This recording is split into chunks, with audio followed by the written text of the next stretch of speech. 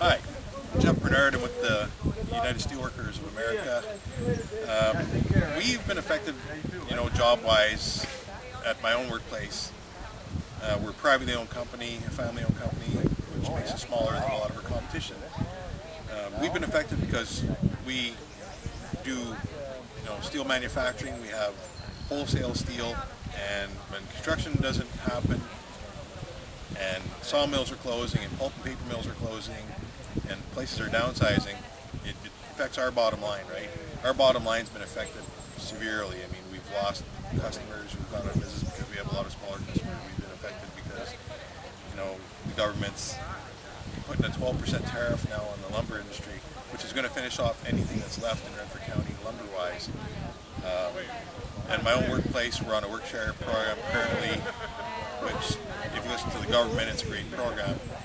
I have a difference of opinion. I don't believe it's always a great program, right? I mean, when you're talking about people working part-time to get EI part-time, just to give you an example, we've been on the program for 10 weeks and I got a check from EI for $40. So, and those hours lost, you won't get that back.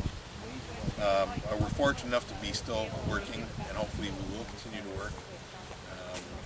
We're a small company, as I said, which helps us in the long run. We don't have the overhead expenses that other companies have. We lost fiberboard plant, ATC panels in Pembroke last fall. A month before that, we lost Portage pulp and paper mill, which went down. We lost Minco at Haley Station, which was in the steelworkers. We lost Trimag. There's places closing down left, right, and center, and things going on with ACL. They're one of our bigger accounts as well, so if they close, it's not going to be good for the economy, because I figure that ACL directly and indirectly, probably 8 out of 10 people are affected or work through or for, are affected by ACL, whether it's people delivering linens or people running the cafeteria or people like us selling the steel to them so they can do the maintenance on their equipment. So we've been very, very affected by this, and we're in very economic uncertain times right now as a company, and as a union, we're doing our parts. We just sent out letters to employers that we want to work with companies in conjunction and keep the jobs and keep the economy and keep the plants open at whatever, There's a myth out there that unions are against the company, and that's not true. You've got to have a really, really great relationship with the employer, because number one, they're still your employer. Number two, you want to be employed, right? So we have an open door policy where you can go in and speak with people, and there is difference of opinions at times, and that's where the union comes in. But for the most part, we have great relationships with each and every one of our employers.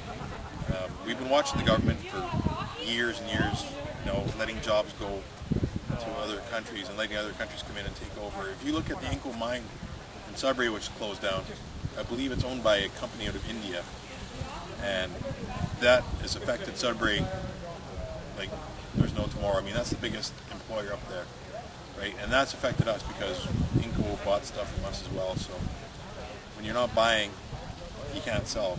So, in the 14 years I've been working at the plant I'm working at, it's the first time I've been through something like this. And this time is worse than any other economic downturn we've had since the Great Depression, and this is coming, I think, very close to it. And I don't believe that we've hit bottom yet. I watched a documentary the other day about the housing in the States, which started this whole thing, and how the bottom fell out from there.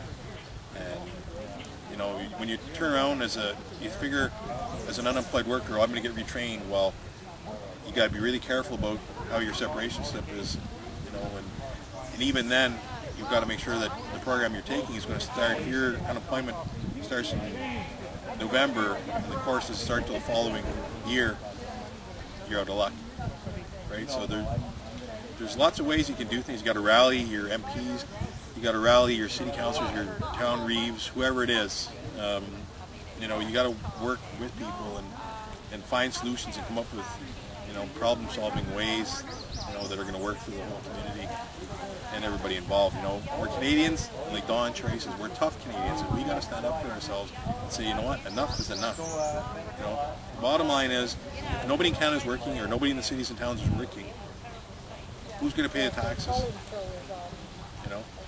when the government tells you, well, we've created all X number of jobs, they don't tell you that it went from a $22 an hour job to a $9.50 an hour job with no benefits, right? So, you know, and it's a myth out there that manufacturing people are uneducated, which isn't true. I mean, we have very educated people, tradesmen, we have skilled people that are very good at their jobs. And when you take a job like that out of the community, that affects everybody. It affects Tim Hortons, it affects everybody's job.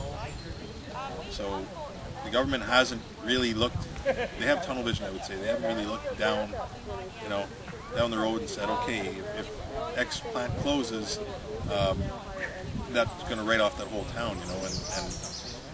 And I think it's time that politicians stood up to the plate, and instead of arguing about trivial things that don't matter, stand up for Canadians and say, you know what, we need the jobs, we need the tax base, you know, something's got to be done.